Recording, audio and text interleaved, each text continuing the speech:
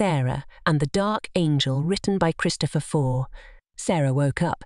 It's time to take a shower. Oh, my God, I'm so tired. She got up and went to take her shower. After 1 hour, she goes down to the kitchen to have her breakfast. Her mum and her got to the car. On the way, Sarah was looking through the window of her mum's car and her mum's phone rang. She tried to reach her phone inside her bag and turned her head to look at her bag. Just a second, and when she finally got it, she heard Sarah screaming Mum in the car. She looked on the road and another car hit them so hard that the car went to hit a tree. She walked on the road and all the way she didn't meet anybody. After hours of walking, she finally arrived at a city. Everyone was very busy. She went through the market, and she heard someone scream her name. She turned and it was a little boy of 7 years old. "Who are you? How can you know my name?" "My name is Breathtaker, but you can call me Taker," and he took her hand and started to run with her. She left the market and she was inside the house. "Sat there," he said. He sat in front of her and looked at her eyes. "I know that you are looking for your mum." "Where is she?" she said. "GDW, when the time comes you will see her. First you have to help me get some people to work for me." And she laughed so hard that Taker got angry and told her to be quiet. "You won't see your mum. If you refuse to help me, let me tell you that you will never see your mother. But we are just children. I'm 12 years old and you are 7. I guess, how can you help me to find my mum?" she said, and he smiled. "Don't worry, I know what you're capable of." Then they appeared on a field. "What are we doing here, Taker? And how did you bring us here?" she asked. "First wait and see, and for your second question, you don't have to know now."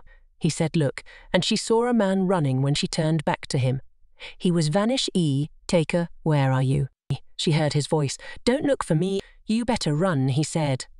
At the same time, she saw 3 men running with dogs, and one said loudly, "There is a black girl with him."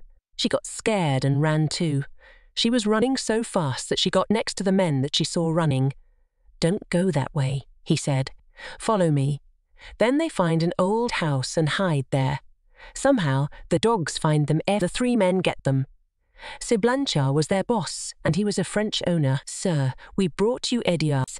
I found her on my way. She was lost. Is that true, my child?" Sarah looked at Edouard, who was looking at the ground.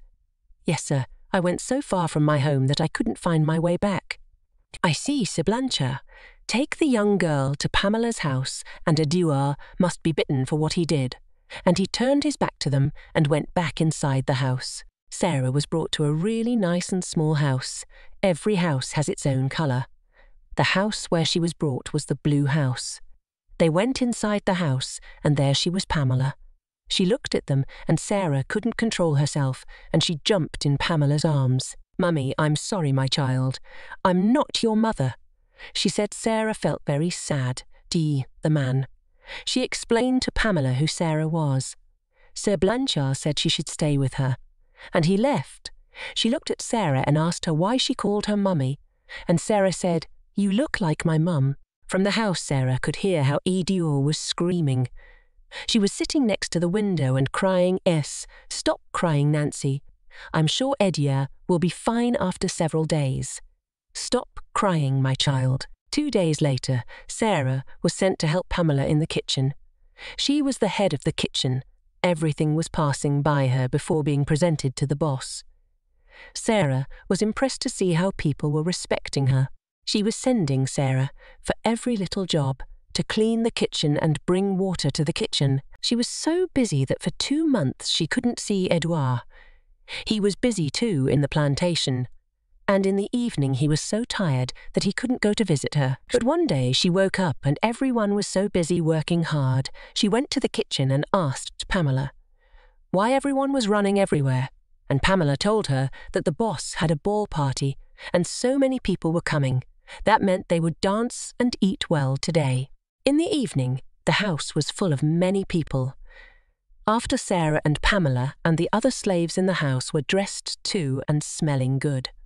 After serving them, he looked aloud to join the other slaves outside, and when they went outside they found them dancing around the fire.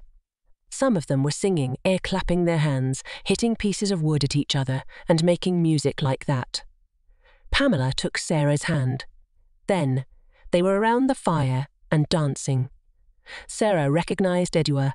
He was going somewhere. She decided to follow him, and he went into his house. Sarah went into the house, and the door of a bedroom was open. She went in and saw Edouard on his knees in the middle of a circle, and the bedroom changed. Everything became black around them, and a beast appeared with red eyes. He looked like a buffalo, and Edouard said, "My lord, why did you call me?" He looks at Sarah and said, "You here too, Sarah?" Sarah asked Edouard, "Where A.L.? Tell me, Edouard, where am I?" "In hell," he said. Sarah looked around her and could see many eyes through the dark. Edouard stood up and turned to her. The beast was standing behind him. Sarah the beast said Edouard's descendant would always be my servant. Sarah's eyes met the eyes of the beast, and she lost conscience. When she woke up, she was on her bed. "What happened to me?" "Oh, my head, calm down, my dear, see. I found you on the floor next to Edouard's house," said Pamela. She looked at Pamela and said, "I saw him, I swear I saw him." "Who?" asked her. "Edouard, he wasn't alone. I saw a beast with him." "A beast?" "My dear, it was a bad dream," and Pamela took her in her arms. The next day, Sarah was in the kitchen working with Pamela. Pamela went out of the kitchen, leaving Sarah to clean the floor. At the same time, Sarah heard someone coming inside the kitchen and looked up, and she saw Edouard. He looked like the other day. She got scared. She looked at his hand and saw blood on his hand, and he continued to walk and went out. Pamela and he met outside. She screamed. When she saw the blood on his hand, pushed him out of the way, and go in the kitchen, she saw Sarah in the floor crying S. She went in the living room. When she get in the living room, she saw Sir Blanchard S. dead on his sofa. His head was on the table in front of his body. She screamed and searched for Sir Blanchard's brother and his family. She found his body on the floor. Behind Sir Blanchard's sofa, Edouard cut his hands and put it inside his mouth. He was naked on the floor, and the heart was removed from his chest. She went upstairs and found his little girl and his wife dead next to each other, and the heart of Sir Richard was on his wife's forehead with a knife. All the slaves went inside the house to see what happened there, and was horrified by what they saw. Taker appeared in the kitchen and looked down and smiled. Sarah was so scared that she couldn't move. He snapped his fingers, and they went back to his house. She was sitting on a chair. She looked lost, scared, and crying. Taker smiled. "What did you learn from that experience, my dear?" And she opened her mouth and said, "Fear." Then he smiled again.